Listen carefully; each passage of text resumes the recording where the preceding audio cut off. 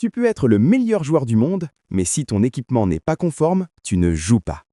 Aujourd'hui, on plonge dans une règle souvent négligée mais essentielle, la loi 4 du football, l'équipement des joueurs. Les 5 éléments obligatoires. Pour entrer sur le terrain, chaque joueur doit obligatoirement porter 5 éléments. Pas 4, pas 3, mais bien 5.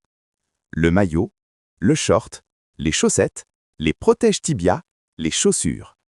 Sans un seul de ces éléments, tu es automatiquement exclu du match. C'est clair et sans discussion. Protège tibia, point critique. Ils sont obligatoires pour tous. Ils doivent être entièrement couverts par les chaussettes et ils doivent être faits d'un matériau résistant. Pourquoi? Parce qu'un tacle sans protection peut coûter très cher. Verdict? Pas de protège tibia, pas de match. Les équipements interdits. Maintenant, parlons de ce qui peut te faire sortir immédiatement. Bagues, chaînes, bracelets, montres, boucles d'oreilles. Même un petit bracelet peut être considéré comme dangereux. Important, mettre du scotch dessus, ça ne marche pas. L'objet doit être complètement retiré. Les couleurs et l'identification. Sur un terrain, tout doit être clair et visible. Les deux équipes doivent avoir des couleurs différentes. Le gardien doit être différent de tous. L'arbitre aussi doit être facilement identifiable. Pourquoi? Pour éviter toute confusion pendant le match. Le contrôle de l'arbitre. Avant le coup d'envoi, l'arbitre fait une inspection complète.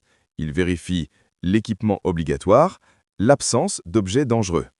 Et si un problème est détecté pendant le match, le joueur doit sortir immédiatement, corriger son équipement et attendre l'autorisation pour revenir. Les sanctions. Attention, voici ce qui peut arriver si tu ne respectes pas la loi 4. Refus de corriger, sanction. Retour sans autorisation, sanction. Comportement antisportif, carton possible. Mais dans la plupart des cas, l'objectif reste simple.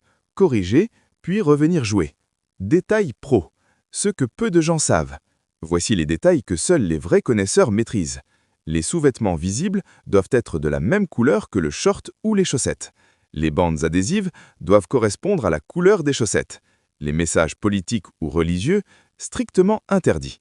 Maintenant, tu comprends pourquoi certains joueurs sont recalés avant même de toucher le ballon. Si tu veux maîtriser toutes les lois du football comme un arbitre pro, abonne-toi dès maintenant. Prochaine étape, la loi 5, l'arbitre, le vrai patron du match.